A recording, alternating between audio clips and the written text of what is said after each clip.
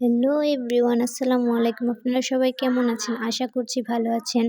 সকাল ভোরে ঘুম থেকে উঠে ফজরের নামাজ পড়ে সকালের কুয়াশা দেখতে হাঁটতে বের হলাম। হাঁটতে হাঁটতে কুয়াশাময় সকালটা উপভোগ করলাম।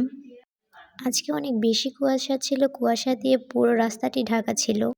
তারপর হাঁটতে হাঁটতে স্কুলের সামনে চলে গেলাম। স্কুলের সামনে গিয়ে স্কুলে কাটানোর সময়গুলোর কথা খুব মনে পড়ল।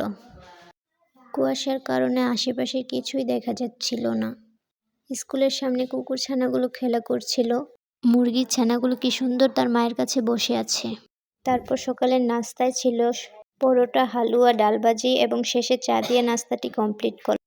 নতুন বছরে আজ তাসফিল প্রথম স্কুলে যাবে।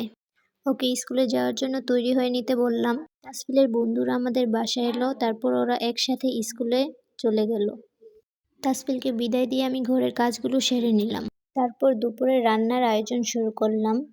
আব্বু বাজার থেকে মাছ নিয়ে এলো, সেই মাছগুলো ধুয়ে পরিষ্কার করে রান্নার জন্য প্রস্তুত করে নিলাম। মাছগুলোতে লবণ, হলুদ, মরিচ মেখে ভেজে নিলাম।